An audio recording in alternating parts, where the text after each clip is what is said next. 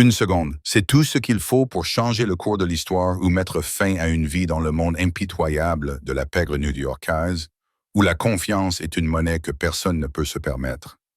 Mais pour Sienna, une serveuse en difficulté qui tente de rester invisible, cette seconde s'accompagnait d'une odeur.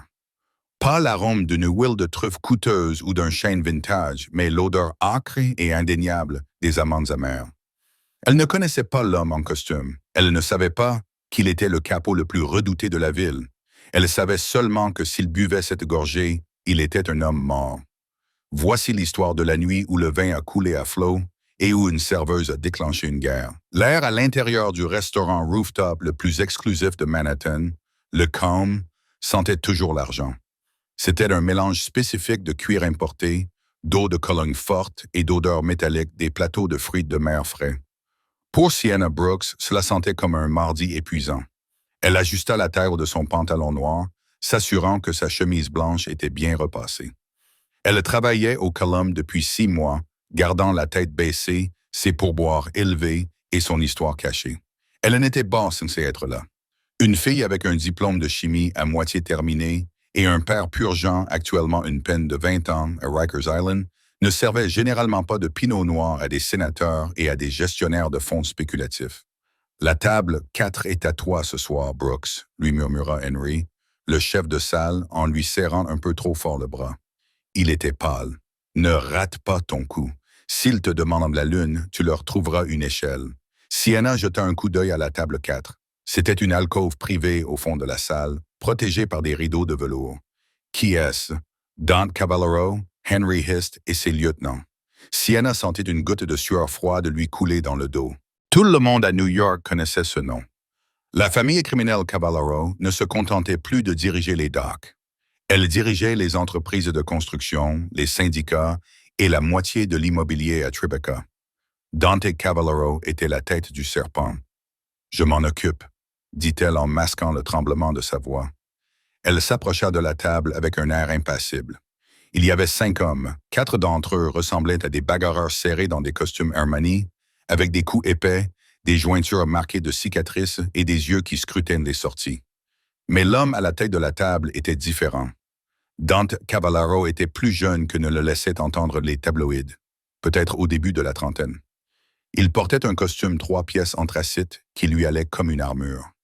Ses cheveux étaient foncés, coiffés en arrière, et ses yeux avaient la couleur du café froid, d'un noir intense et totalement indéchiffrable.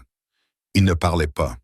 Il écoutait l'homme à sa droite, un type corpulent à la moustache épaisse nommé S. La livraison est retardée, Dante. Je te le dis, les Russes font traîner les choses, disait S d'une voix grave et rauque. Dante leva la main. Le silence se fit instantanément autour de la table. Il leva les yeux et croisa le regard de Sienna. « De l'eau, dit-il. » Sa voix était douce, une voix de baryton qui vibrait dans l'air. « Bien sûr, monsieur, » répondit Sienna.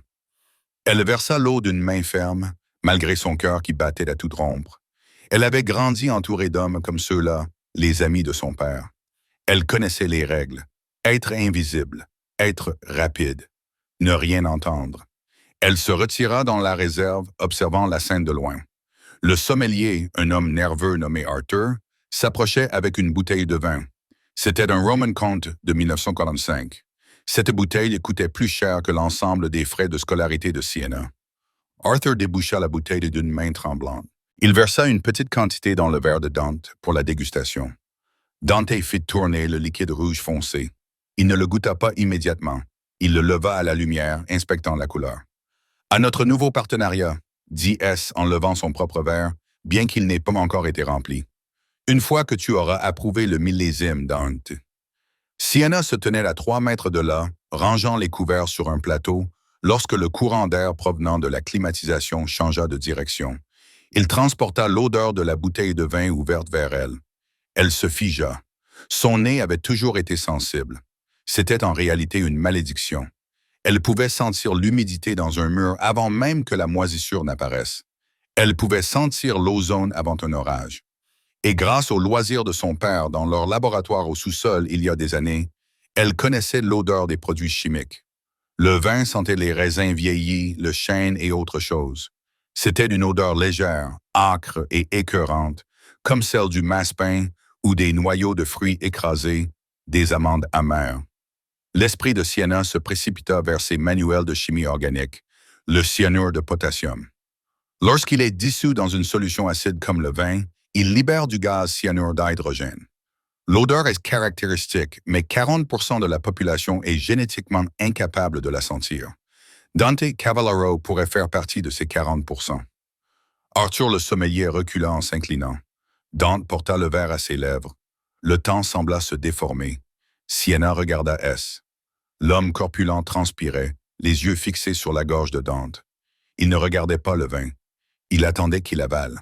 Si elle se trompait, elle serait licenciée. Elle serait mise sur liste noire, voire pire.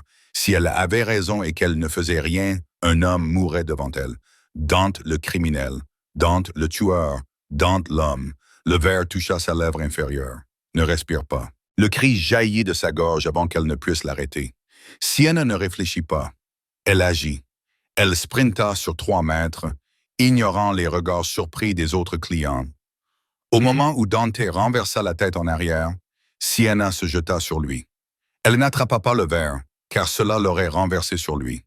Elle attrapa la base du pied et le frappa violemment sur le côté. Le verre à pied en cristal se brisa contre le mur adjacent. Le vin rouge foncé éclaboussa comme du sang la nappe blanche immaculée et la manche de la veste beige de S. Le silence qui suivit fut assourdissant. En une fraction de seconde, 3 armes furent dégainées. Le bruit des crans d'arrêt qui s'enclenchaient résonna dans la pièce silencieuse. Sienna se retrouva face au canon d'un Glock 19 tenu par l'un des gardes du corps. Elle resta figée, la poitrine haletante, la main toujours tendue. Dante n'avait pas bougé. Il n'avait pas bronché. Il était assis sur sa chaise, la main toujours levée comme s'il tenait un verre qui n'était plus là. Il tourna lentement la tête pour la regarder. Son expression n'était pas colérique. Elle était d'un calme terrifiant. « Donne-moi une seule raison, » dit Dante doucement, « pour laquelle je ne devrais pas laisser mes hommes peindre le mur avec ta cervelle tout de suite. » Le vin allaita Sienna, les mains tremblantes, en montrant la tache rouge sur la nappe. Ne le renifle pas profondément. Juste une bouffée. « Excusez-moi. » S se leva, le visage violet de rage. « Tu es folle! C'était une bouteille à 20 000 $. Elle a pris quelque chose, Dante. Regarde ses yeux. C'est une droguée. »« Assieds-toi, S, » ordonna Dante sans le regarder. Il garda les yeux rivés sur Sienna. « Explique. »« Ça sentait des amandes, » murmura Sienna. « Les amandes amères. Pas le chêne, pas le fruit. Le cyanure. » Le mot resta suspendu dans l'air comme une lame de guillotine. Le visage de S passa du violet au blanc fantomatique en une fraction de seconde. C'est fou. C'est une bouteille avariée. Elle est folle. Dante se leva lentement. Il était plus grand qu'il ne semblait assis. Il dominait la table. Il prit la bouteille de vin qui était toujours ouverte sur la table. Dante dit d'une voix grave. « C'est toi qui as choisi cette bouteille. Tu as insisté pour le 1945. »« Je voulais fêter ça, patron, » balbutia Sal. « Je ne sais pas de quoi parle cette fille. » Dante regarda la bouteille, puis Sienna. « Tu es chimiste.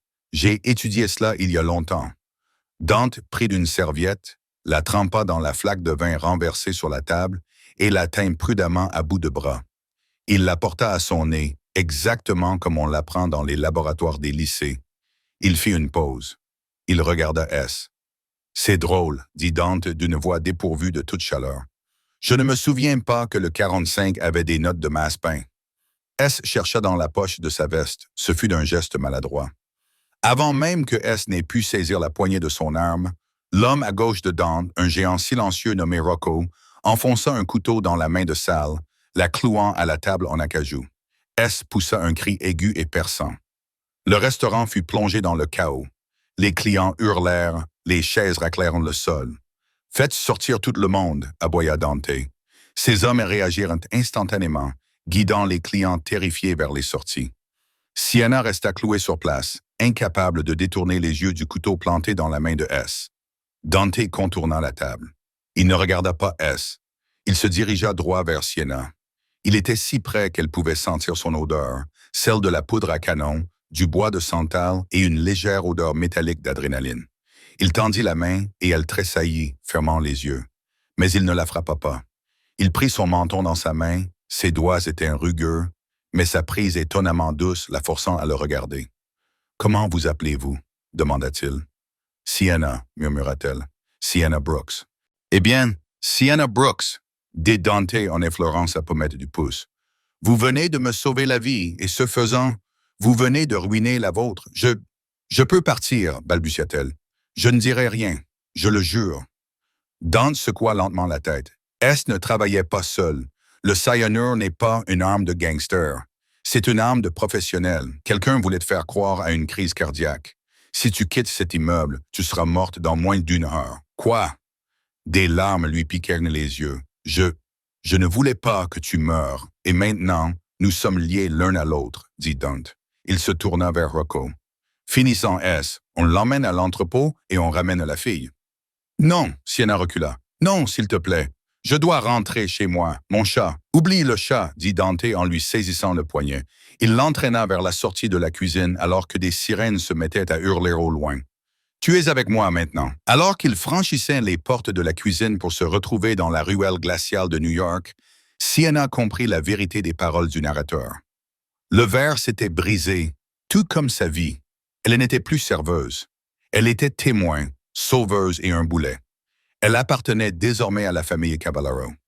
Dante la poussa à l'arrière d'un SUV noir qui attendait et grimpa à côté d'elle. « Roulez », dit-il au chauffeur. Sienna se blottit contre la portière, tremblante. Dante la regarda, les réverbères faisant scintiller ses traits anguleux. « Arrête de trembler, Sienna. Si je voulais ta mort, tu ne respirerais plus. »« Pourquoi » demanda-t-elle d'une voix étranglée. « Pourquoi moi » Dante sortit un étui à cigarette argenté de sa poche, mais il n'alluma pas de cigarette. Il se contenta de le tourner entre ses doigts. « Parce que, dit-il en regardant par la fenêtre la ville qui défilait, tu es la seule personne dans cette ville à avoir vu un monstre et à avoir décidé de le sauver. Je dois savoir pourquoi. » Le silence à l'intérieur du SUV blindé était plus lourd que le revêtement en acier des portes. New York défilait en flou derrière les vitres teintées, des traînées de néons ambrés et blancs sur l'asphalte mouillé. Sienna était assise contre le panneau de porte en cuir, les genoux légèrement repliés, essayant de se faire aussi petite que possible. Dante Caballero était assis de l'autre côté de la banquette. Il ne la regardait pas. Il tapait rapidement sur un BlackBerry sécurisé, son pouce bougeant avec une précision mortelle.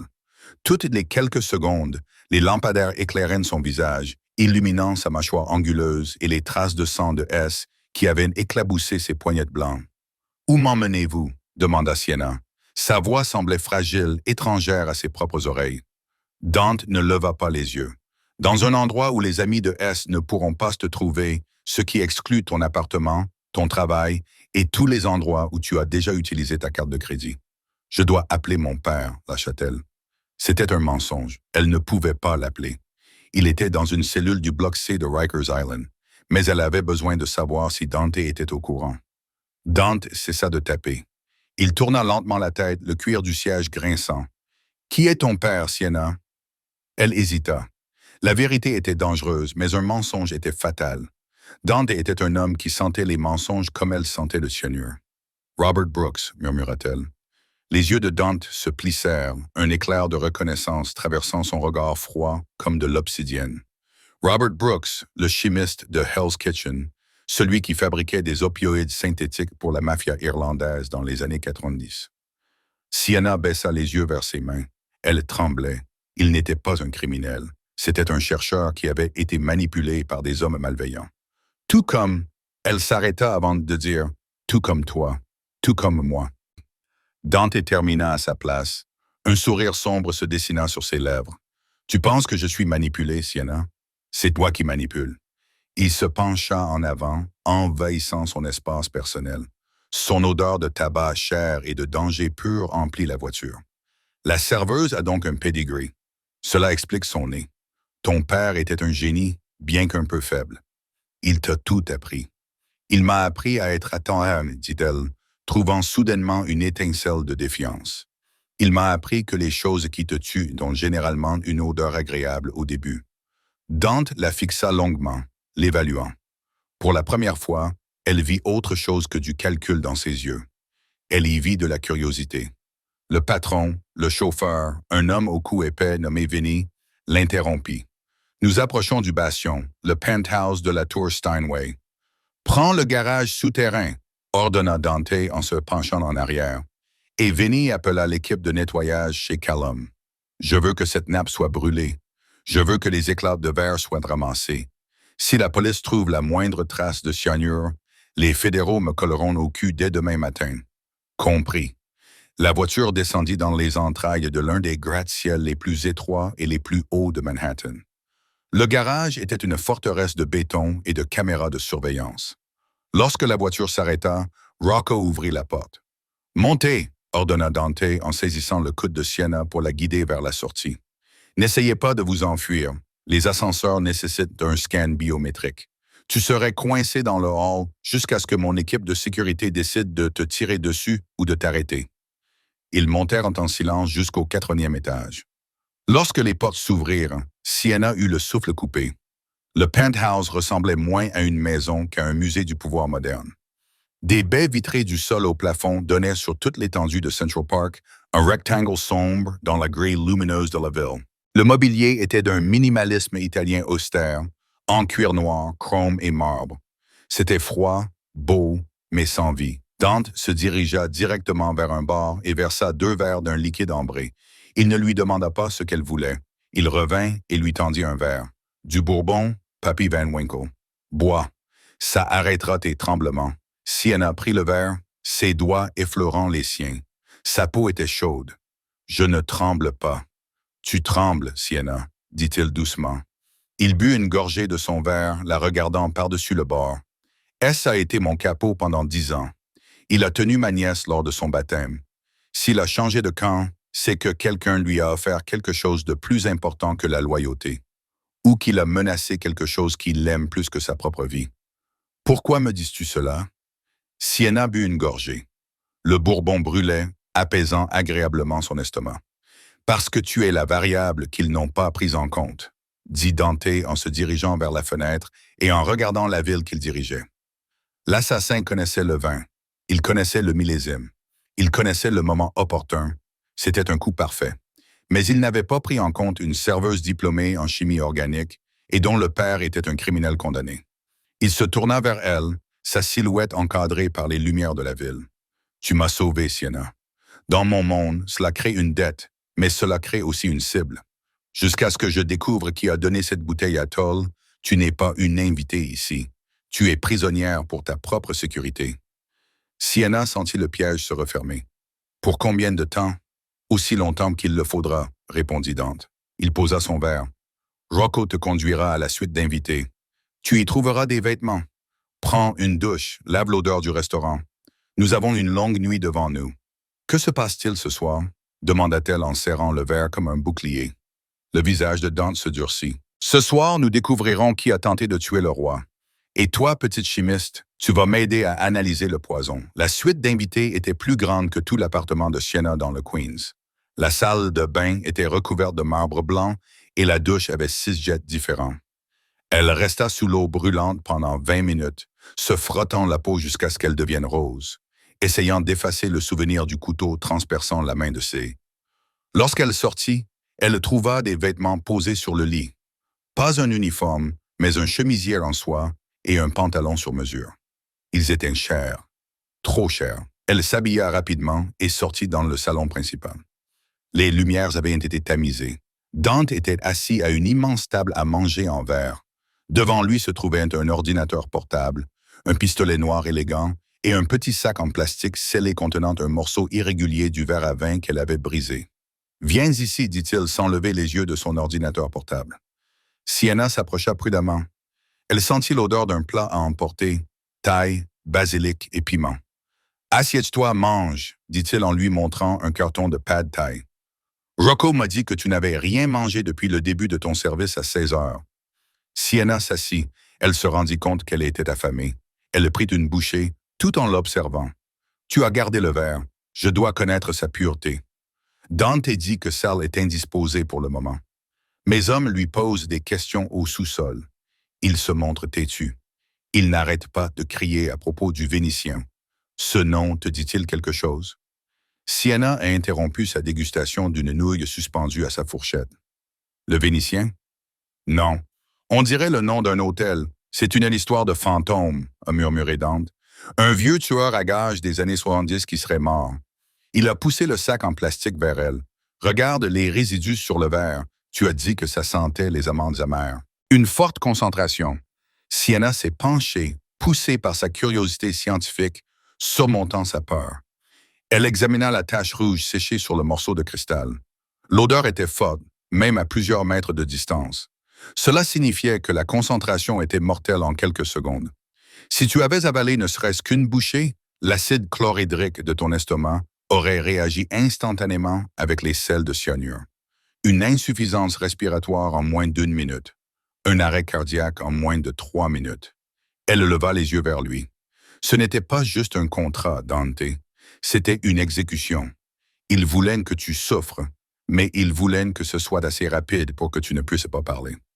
Dante serra les mâchoires. Si je ne peux pas parler, je ne peux pas nommer mon successeur. La famille sombre dans le chaos.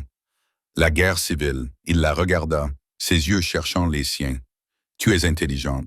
Trop intelligente pour servir de l'eau à quelqu'un comme S. La vie est comme ça, dit Sienna sur la défensive. Mon père est allé en prison. Ma mère est tombée malade. L'argent destiné aux frais de scolarité a servi à payer les factures médicales. Le diplôme de chimie est en suspens. Plus maintenant, dit Dante.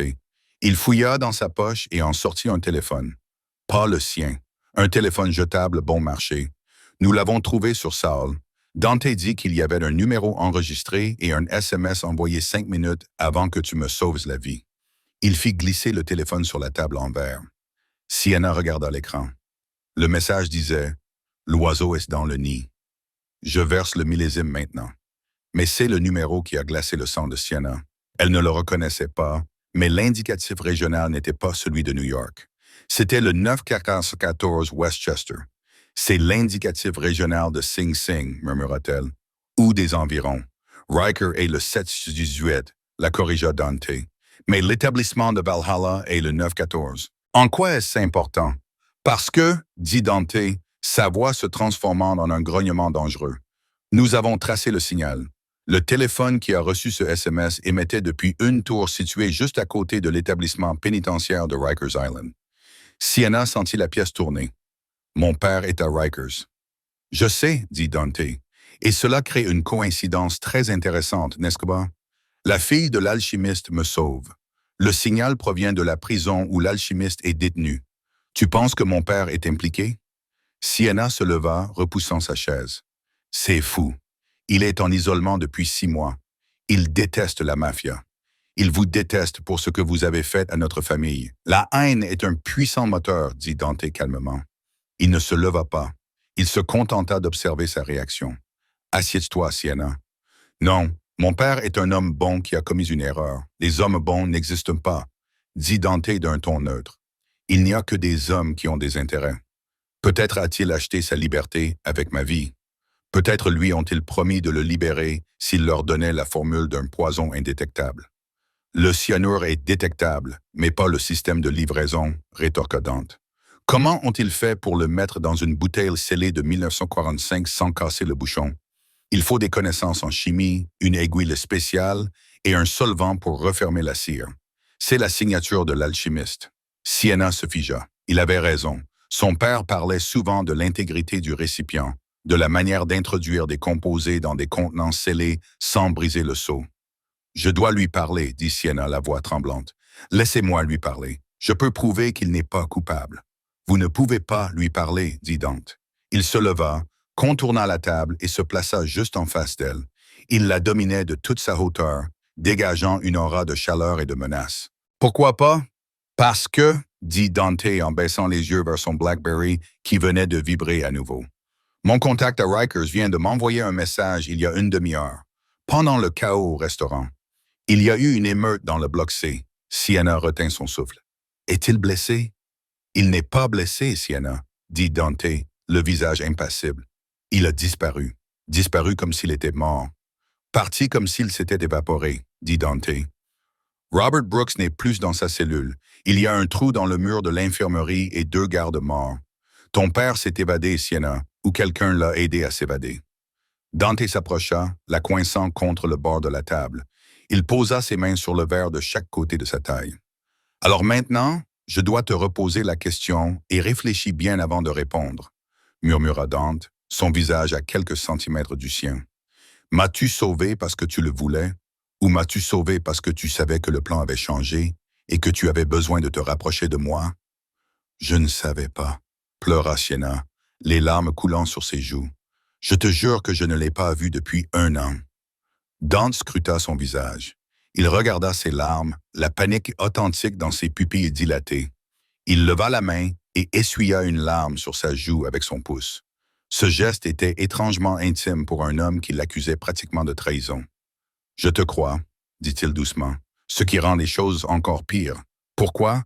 Parce que s'il s'est échappé ce soir et que l'attentat a eu lieu ce soir, les deux événements sont liés. Quelqu'un détient ton père et a essayé de me tuer. » Dante recula, sortit un pistolet de sa ceinture et vérifia la chambre. « Mets tes chaussures, Sienna. Où allons-nous? La planque n'est plus sûre. S'ils détiennent ton père, ils savent pour toi. Et s'ils savent pour toi... » Soudain, les lumières du penthouse clignotèrent puis s'éteignirent. L'appartement tout entier fut plongé dans l'obscurité. Le bourdonnement électronique du système domotique s'éteignit. « Baisse-toi !» rugit Dante. Il plaqua Sienna au sol, juste au moment où la baie vitrée allant du sol au plafond volait en éclats vers l'intérieur. Une pluie de balles déchira la pièce, lacérant le canapé en cuir où il se trouvait quelques secondes auparavant, repoussant les cordes qui tombaient du toit. Des silhouettes sombres en tenue tactique se balançaient à travers la fenêtre brisée, se découpant sur les lumières de la ville. Dante roula sur lui-même, couvrant le corps de Sienna avec le sien. Il tira 2 coupes de feu dans l'obscurité. Pop, pop! Et l'une des ombres tomba. Rampe jusqu'à la cuisine, hurla Dante par-dessus les coupes de feu. Va-t'en maintenant. Sienna se précipita à travers la pièce, les paumes coupées par les éclats de verre. L'odeur d'amandes amères avait disparu, remplacée par celle de la cordite et du sang. La guerre avait commencé et elle se trouvait en plein milieu de la zone de tir. La cuisine du penthouse était un élégant couloir de la mort en acier inoxydable. Les balles ricochaient sur les comptoirs en marbre, projetant des éclats de pierre comme des shrapnels. Le bruit était assourdissant, une symphonie chaotique de verres brisés et de tirs automatiques. Dante maintenait fermement une main sur la nuque de Sienna, la gardant baissée. Ils étaient blottis derrière un énorme réfrigérateur industriel. Sa respiration était régulière, rythmée, contrastant fortement avec celle de Sienna, qui haletait, terrifiée. « Rocco !» cria Dante dans son oreillette. « Situation! Ils sont trop nombreux, patron !»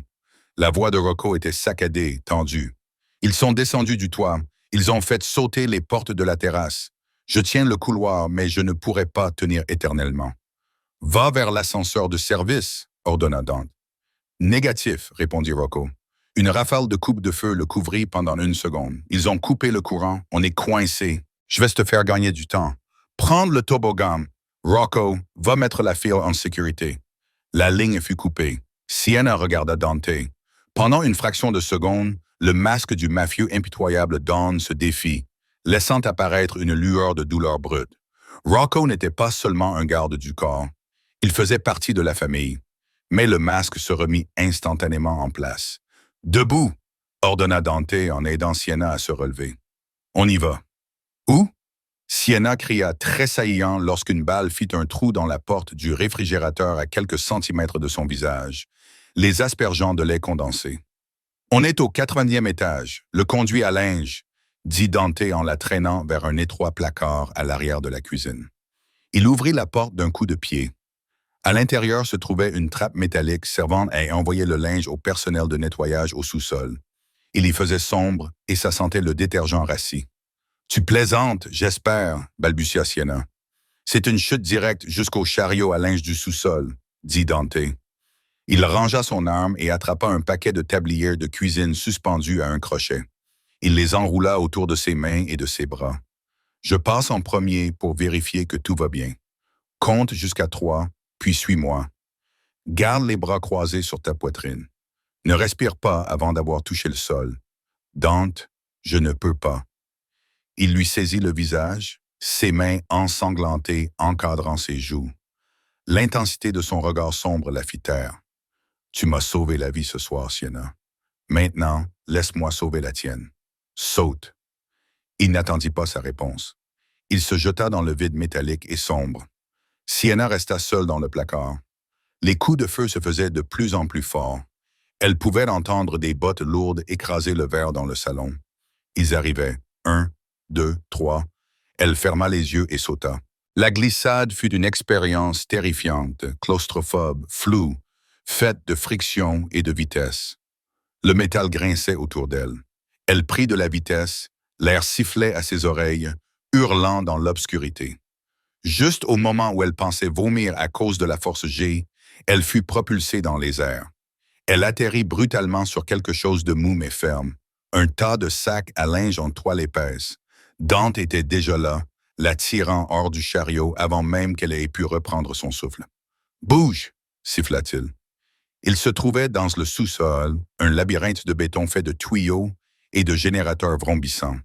Il faisait chaud ici, ça sentait la graisse et l'ozone. « Ma voiture est dans le garage VIP », dit Dante en la guidant à travers un dédale de tuyaux. « Mais ils auront couvert ça. Il nous faut un autre moyen. » Ils arrivèrent en devant une lourde porte en acier marquée « Maintenance ». Dante tira un coup de feu sur la serrure et l'ouvrit d'un coup de pied. À l'intérieur du garage, c'était le chaos. L'alarme incendie retentissait. Les sprinklers arrosaient les Ferrari et les Bentley qui valaient des millions de dollars. Dante balaya les rangées du regard. Il désigna alors une banale camionnette Ford Econoline grise garée dans un coin. Les mots « plomberie » et « chauffage » étaient inscrits sur le côté. « Une camionnette de plombier ?» demanda Sienna en essuyant la suie sur son front. « Ce n'est pas une camionnette de plombier » répondit Dante en courant vers elle. Il sortit une clé de sous le passage de roue. C'est une voiture propre, avec un revêtement en Kevlar indétectable dans les portes. Un moteur de 500 chevaux sous le capot. Il ouvrit les portes arrière. « Monte à l'arrière. Reste baissé jusqu'à ce que je te dise. » Sienna se précipita à l'arrière du van, parmi les tuyaux et les boîtes à outils. Dante sauta sur le siège conducteur. Le moteur rugit, pas comme celui d'un van de travail, mais comme celui d'une voiture de course, et il démarra en trombe juste au moment où les portes de l'ascenseur du garage s'ouvraient. 3 hommes en tenue tactique en sortirent, levant leurs fusils d'assaut. « Accroche-toi » cria Dante. Il ne visa pas la rampe de sortie. Il visa les hommes armés. Sienna hurla lorsque la camionnette bondit en avant. Dante fit une embardée à la dernière seconde, heurtant le premier homme armé et envoyant les autres plonger derrière un pilier en béton. Les balles ricochèrent sur le côté de la camionnette, produisant un bruit semblable à celui de la grêle sur un toit en tôle, mais le blindage renforcé tint bon. Dante enclencha la vitesse et dévala la rampe de sortie, enfonçant la barrière en bois et débouchant sur la 57e rue. La ville était mouillée et floue à cause de la pluie. Des sirènes retentissaient de toutes parts, convergeant vers la tour qu'il venait de quitter. Dante se faufila dans la circulation avec la précision d'un chirurgien, brûlant les feux rouges et dérapant dans les virages, mettant de la distance entre eux et les ruines fumantes de son penthouse. Il roula pendant 20 minutes en silence, vérifiant constamment ses rétroviseurs, empruntant un itinéraire alambiqué qui faisait 3 fois demi-tour pour s'assurer qu'il n'était pas suivi. Finalement, il ralentit. Il se dirigeait vers le nord, traversant le pont de Willis Avenue pour entrer dans le Bronx. Les lumières de Manhattan s'estompèrent derrière eux, remplacées par les ombres industrielles des entrepôts et des chantiers navals. « Tu peux venir à l'avant maintenant » dit Dante d'une voix rauque. Sienna se glissa entre les sièges et s'assit sur le siège passager. Ses mains tremblaient à nouveau de manière incontrôlable. Elle regarda Dante. Il fixait droit devant lui, la mâchoire serrée. Du sang imprégnait sa chemise blanche, juste au-dessus de la hanche gauche. « Tu saignes, murmura-t-elle. « Juste une égratignure, répondit-il d'un ton dédaigneux. « Ce n'est qu'une blessure superficielle. C'est beaucoup de sang pour une égratignure, Dante. J'ai connu pire. » Il lui jeta un coup d'œil. « Tu es blessé? »« Non, mais je crois que j'ai laissé mon âme au 4e étage. » Dante eut un petit rire sec. « Tu as bien fait, Sienna. La plupart des gens se figent. Toi, tu as agi. »« Où allons-nous? Mon monde s'est effondré ce soir, » dit Dante, les yeux rivés sur les rues sombres du Bronx. « Sal m'a trahi. Ma forteresse est compromise. Quelqu'un détient ton père. Nous ne pouvons pas faire confiance au refuge. Nous devons aller dans un endroit dont personne ne connaît l'existence. Il engagea le vin dans une ruelle étroite derrière un vieil immeuble en briques aux fenêtres condamnées. Une enseigne défraîchie au-dessus de la porte indiquait « Richie's Apothecary, Estima 1920 ». « C'est quoi cet endroit ?» demanda Sienna. « La première entreprise de mon grand-père », répondit Dante en coupant le moteur. Avant la drogue, avant les armes, les Cavalleros étaient pharmaciens. Des pharmaciens légitimes. Personne n'est venu ici depuis 30 ans. C'est hors réseau. Pas de caméra, pas d'Internet, pas de chauffage. Il se tourna vers elle. L'obscurité de la ruelle les enveloppait. Bienvenue à la maison. La camionnette Ford Econoline s'arrêta dans un bruit de ferraille, dans une ruelle désolée du sud du Bronx. Le moteur s'éteignit, remplacé par le martèlement incessant de la pluie contre le toit métallique. Dante ne bougea pas. Il agrippa le volant, les jointures blanchies, le souffle court.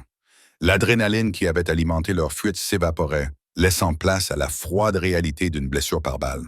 « On est arrivé », dit-il d'une voix rauque. « L'apothicairerie de Richie, l'endroit de mon grand-père. Personne ne l'a cherché depuis 30 ans. » Il sortit en titubant et tapa un code sur un clavier caché. La porte en acier s'ouvrit en grinçant, révélant un espace qui sentait la lavande séchée, le vieux papier et la poussière. Dante actionna un interrupteur et une seule guirlande d'ampoules nues s'alluma, éclairant des rangées de bocaux ambrés vides. Il fit 3 pas avant que ses genoux ne se dérobent sous lui. Dante. Sienna se précipita pour le rattraper. Il était lourd, un mur de muscles denses et de chaleur. Elle le guida vers un tabouret en bois. « Je vais bien », mentit-il en appuyant une main sur son flanc. Du sang coulait entre ses doigts, tachant la blouse de travail grise volée. « Vous êtes en état de choc », lança Sienna, la peur se transformant en concentration clinique. « Où est-ce la trousse ?» Dans l'arrière-boutique, sous le plancher. Sienna alla chercher la boîte en métal et une bouteille de vodka forte. Lorsqu'elle revint, Dante avait déboutonné sa chemise. La blessure sur son flanc gauche était une entaille profonde et irrégulière. Elle saignait lentement, mais elle était profonde. « Je dois la recoudre », dit-elle d'une voix tremblante. « Versez la vodka. » Dante n'hésita pas. Il aspergea la blessure. Son corps se raidit, un grognement guttural s'échappa de sa gorge, mais il ne se retira pas. Sienna s'agenouilla entre ses genoux pour enfiler l'aiguille. « Parle-moi », haleta Dante, le front couvert de sueur. « Parle-moi de l'alchimiste. » « Ce n'était pas un criminel, » dit Sienna en perçant sa peau. « Percer, tirer. Non, c'était un professeur. Ma mère est tombée malade. Nous avions besoin d'argent. Il a fait un boulot pour la mafia afin de payer la chimio. Un seul. Mais le diable ne vous laisse jamais partir après un seul boulot. » Elle fit le dernier point et colla un pansement dessus. « Terminé. » Elle leva les yeux. Dante la fixait. La douleur dans ses yeux d'obsidienne se mêlait à une curiosité sombre et intense.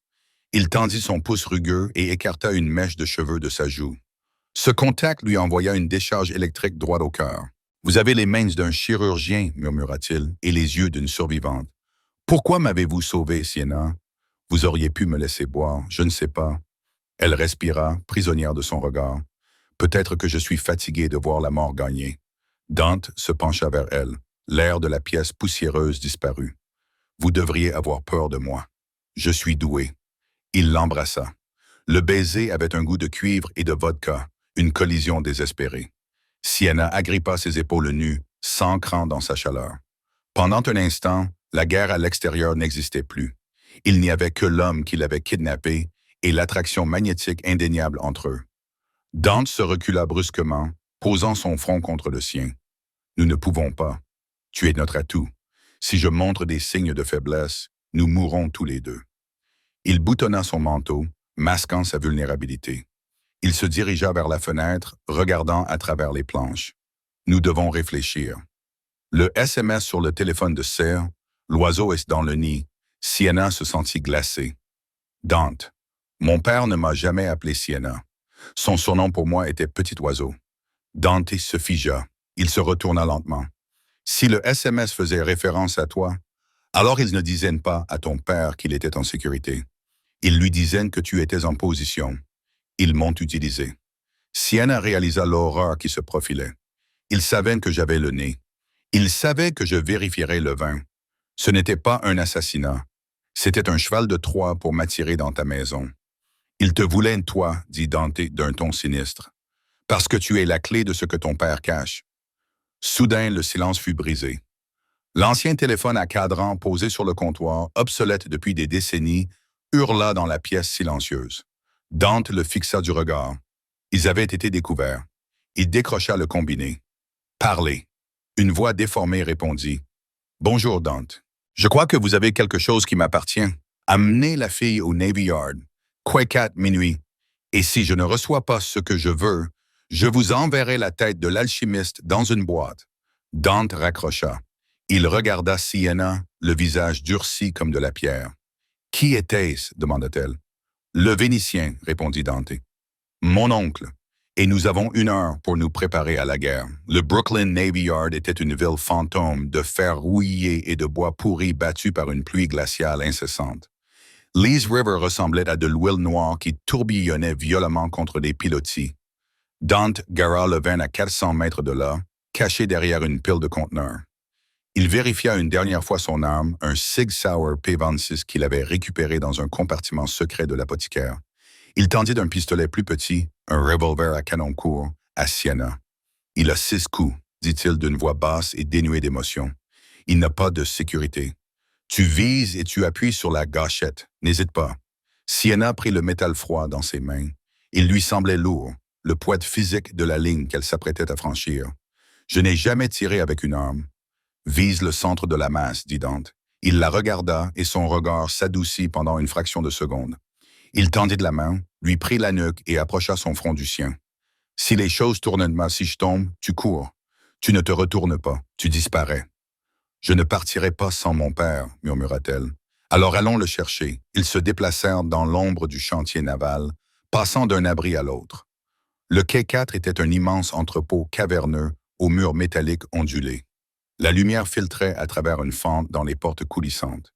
L'intérieur était vague et sentait le diesel et l'eau de mer. Au centre, éclairé par des projecteurs de chantier, se trouvait une scène tout droit sortie d'un cauchemar. Robert Brooks était assis, attaché à une chaise métallique. Il semblait plus âgé que dans les souvenirs de Sienna.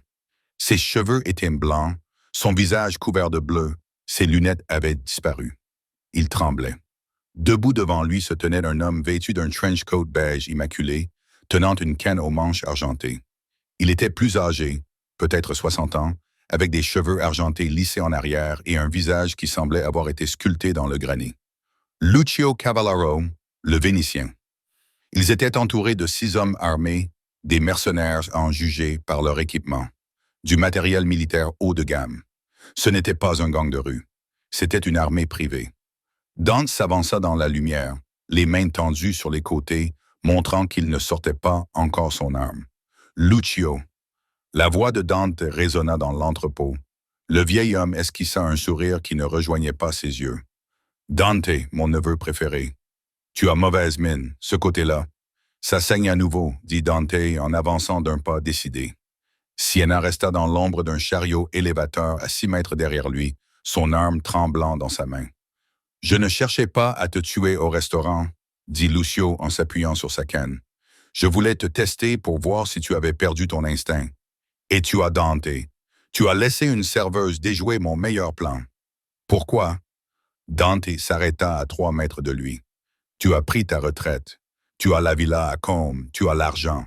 Ce n'est pas une question d'argent. » Lucio perdit son sang-froid. Il frappa une caisse à proximité avec sa canne. C'est une question de respect. Tu diriges cette famille comme une entreprise. Tu passes des accords avec les Russes, avec les Chinois. Tu as oublié qui nous sommes. Nous sommes des cavalleros. Nous ne négocions pas. Nous conquérons. Il fit un geste vers Robert Brooks. J'ai donc décidé de remettre les compteurs à zéro, de te tuer, de faire porter le chapeau aux Russes en utilisant le cyanure, leur arme préférée, et de reprendre le contrôle. Et la fille, demanda Dante, les yeux rivés sur l'ombre où se cachait Sienna. Une affaire à régler. Lucio haussa les épaules. Elle a le nez. Une anomalie génétique, dangereuse, tout comme son père. Robert Brooks leva la tête. Sa lèvre était fendue. Sienna, cours, croassa-t-il. Lucio se retourna et gifla le vieil homme. Silence, alchimiste. Siena alta. Le son était faible, mais dans l'entrepôt où résonnait l'écho, cela suffit. Lucio tourna brusquement la tête vers le chariot élévateur. Fais-la sortir. Deux mercenaires se dirigèrent vers la cachette de Siena. Elle paniqua. Elle sortit, levant le revolver. « Ne me touchez pas !» cria-t-elle. Lucio rit. « Regardez ça. Le petit oiseau a des griffes. Posez votre arme, ma chère, ou je mets une balle dans le genou de votre père. » L'un des mercenaires pointa son fusil sur la jambe de Robert. Siena se figea. Lentement, elle baissa son arme. Un mercenaire la lui arracha des mains et la poussa vers Dante jusqu'à ce qu'elle se retrouve à côté de lui. C'est tellement romantique. Lucio ricana en faisant le tour du groupe. Le roi et le porno. Tu sais, Dante, je m'attendais à ce que tu la sacrifies. C'est ce qu'aurait fait ton père. Mon père était un monstre, répondit Dante froidement. Tout comme toi. Je suis un mal nécessaire, répondit Lucio. Il sortit un briquet en or de sa poche et l'ouvrit d'un coup sec. Il regarda une pile de caisses près du mur marquée « Matière dangereuse ». « Siena », dit Dante d'une voix incroyablement calme. « Tu te souviens de ce que tu m'as dit à propos de l'odeur des amandes amères ?» Siena le regarda, perplexe. « Oui. Que se passe-t-il » Dante continua à la fixer du regard. « Quand tu mélanges du cyanure de potassium avec un oxydant, comme par exemple l'eau de Javel industrielle qui se trouve sur cette palette là-bas. » Les yeux de Siena se posèrent sur la palette derrière Lucio. Des barils bleus, de l'hypochlorite de sodium, de l'eau de Javel industrielle utilisée pour nettoyer les coques de bateaux. Mais il n'y avait pas de cyanure, seulement de l'eau de Javel. Puis elle le vit. Sur le sol, près de l'eau de Javel, se trouvait un sac renversé contenant une poudre blanche, là où les mercenaires avaient déplacé la cargaison. Ce n'était pas du cyanure. Il était étiqueté « engrais à base de nitrate d'ammonium ». Dante ne connaissait pas la chimie. Il devinait, mais il lui faisait signe d'utiliser l'environnement. De l'eau de Javel et de l'ammoniac, du gaz chloramine, ou si le nitrate d'ammonium était mélangé à du carburant. « Dante, murmura-t-elle, le sol est mouillé. Du carburant diesel. » Dante sourit. C'était un sourire terrifiant, semblable à celui d'un loup. « Lucio !» cria Dante. « Tu veux l'ancienne méthode? Très bien, faisons-le à l'ancienne. » Dante ne chercha pas son arme, il chercha son briquet. Lucio avait l'air perplexe. « Qu'est-ce que tu fais? »« Brûle tout, » dit Dante. Il lança le briquet. Pas sur Lucio, mais sur la flaque de carburant diesel qui s'écoulait du vieux chariot élévateur derrière lequel Siena s'était cachée. Le carburant s'enflamma instantanément. Une ligne de feu traversa le sol en béton. Elle n'atteignit pas l'eau de Javel. Elle atteignit la pile de vieux chiffons huileux et de palettes en bois à côté du nitrate d'ammonium. « Au feu !» cria un mercenaire. « Tuez-les !» hurla Lucio. Mais la diversion fonctionna, car les flammes s'élevèrent, créant un mur de chaleur et de fumée. Dante bougea. Dante ne s'en prit pas à Lucio. Il plongea vers Siena et son père. Il les a plaqués tous les deux, renversant la chaise et les protégeant de son corps, alors que les mercenaires ouvraient le feu. Les balles ont fait des étincelles sur le sol en béton autour d'eux. « Derrière le pilier !» a rugi Dante, tirant Robert par le col, tout en poussant Siena vers une épaisse poutre de soutien en béton. L'entrepôt se remplissait de fumée noire. Le feu se propageait rapidement, léchant les barils de produits chimiques. L'eau de Javel. Siena toussait, les yeux larmoyants. Si le feu fait fondre ces barils en plastique, les fumées nous tueront tous avant les balles. Alors nous devons faire vite, dit Dante. Il sortit de derrière le pilier et tira 3 coupes de feu. 2 mercenaires tombèrent. Restez baissés, ordonna-t-il. Dante sprinta dans la fumée. Il était une ombre, un spectre se déplaçant dans la brume. Il connaissait ce jeu. Les hommes de Lucio étaient des soldats professionnels. Ils combattaient avec tactique et couverture. Dante se battait avec rage. Siena défit les liens de son père avec des doigts tremblants. « Papa, tu vas bien? »« Siena ?» Robert pleura en la serrant dans ses bras. « Je suis tellement désolé. Je devais le faire. Ils ont dit qu'ils te tueraient si je ne le faisais pas. » « Ce n'est pas grave. » Elle le réconforta, cherchant une arme dans la pièce. Elle vit son revolver à canon court gisant sur le sol à 3 mètres de là. « Reste ici. » Siena rampait vers l'arme. La chaleur était désormais intense. Les bidons en plastique de Javel commençaient à se déformer. Soudain, une main attrapa sa cheville. Elle hurla alors qu'on la tirait en arrière. Lucio se tenait au-dessus d'elle, le visage déformé par la haine. Il avait perdu sa canne. Il tenait un pistolet argenté pointé sur sa tête. « Tu as tout gâché !» cracha Lucio. « Petite sorcière !» Il arma le chien. Bang! Le corps de Lucio sursauta, mais il ne tomba pas. Il baissa les yeux vers sa poitrine. Il n'y avait pas de barre, il leva les yeux. Dante se tenait de l'autre côté du feu, le pistolet levé, mais Dante n'avait plus de munitions. La glissière était bloquée. Lucio éclata d'un rire rauque. Vide. Il leva son pistolet vers Dante. Adieu, mon neveu. La main de Sienna trouva le revolver sur le sol. Elle roula sur le dos. Elle ne pensa pas au recul. Elle ne pensa pas à la moralité. Elle pensa au verre de vin. Elle pensa à l'homme qui avait recousu sa propre blessure dans une apothicairerie. Elle visa le centre de la masse.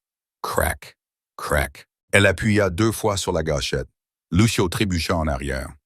2 fleurs rouges apparurent sur son trench coat beige. Il regarda Sienna, les yeux écarquillés de choc. Il ouvrit la bouche pour parler, mais seul du sang en sortit. Il s'effondra en arrière, atterrissant dans le déversement chimique qui se mélangeait lentement à la mousse anti-incendie. L'entrepôt gémit. Le toit métallique se déformait sous l'effet de la chaleur. « Dante !» cria Sienna. Dante courut vers elle. Il la releva, puis attrapa son père. « Il faut partir, les fumées. » Ils trébuchèrent hors de l'entrepôt dans la nuit froide et pluvieuse, juste au moment où les barils à l'intérieur se rompaient. Un nuage de gaz âcre jaune-vert s'échappa des portes de la baie, se mélangeant à la fumée noire.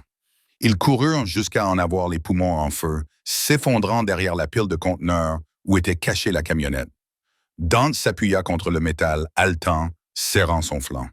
Les pointes de suture s'étaient définitivement déchirées. Du sang frais tachait son manteau. Sienna était assise sur l'asphalte mouillé, tenant la main de son père, mais ses yeux étaient rivés sur Dante. Il la regarda. La pluie avait lavé la suie de son visage. Il avait l'air épuisé, meurtri, et plus vivant qu'elle ne l'avait jamais vu.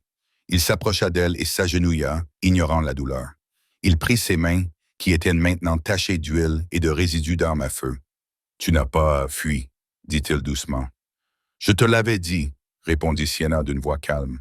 « J'en ai assez que la mort l'emporte. » Dante regarda Robert Brooks. « Robert, tu es un homme mort. L'alchimiste est mort dans cet incendie. Tu comprends? » Robert acquiesça, déglutissant péniblement. « Je comprends. Je vais t'aider à t'installer, » dit Dante, « en Suisse ou dans la Patagonie sauvage, quelque part où personne ne te cherchera. Tu auras de l'argent. Tu seras en sécurité, mais tu ne pourras jamais revenir à New York. » Robert regarda Sienna et ma fille. Dante reporta son regard sur Sienna. L'intensité de ce regard la fit frissonner malgré la chaleur du feu lointain. « Elle a le choix, » dit Dante. « Elle peut partir avec toi, disparaître, recommencer à zéro. »« Ou bien, » demanda Sienna. « Ou bien elle reste, » dit Dante. « Avec moi dans les décombres. » Sienna regarda son père. Elle y vit de l'amour, mais elle vit aussi de la distance. Il appartenait à un passé qui avait déjà disparu. Puis elle regarda Dante, l'homme qui l'avait sauvé, l'homme qu'elle avait sauvé, l'homme qui avait le goût du danger et l'odeur d'une tempête. Elle réalisa que la serveuse qui servait de l'eau au calum avait également disparu. Elle avait péri dans l'incendie de l'entrepôt. « Papa, » dit-elle doucement en embrassant la joue de son père. « Va vivre libre. » Robert Brooks regarda Dante, puis sa fille. Il vit le changement dans ses yeux, une détermination qui n'était pas là hier. « Fais attention, petit oiseau, » murmura-t-il. Robert se dirigea vers le van. Dante se leva et tendit la main à Sienna. « Il n'y a plus de retour en arrière possible, Sienna. Tu seras la cible. Tu seras la faiblesse qu'ils tenteront d'exploiter. Tu ne seras jamais en sécurité. » Sienna prit sa main. Elle se redressa jusqu'à se tenir face à face avec le diable de New York.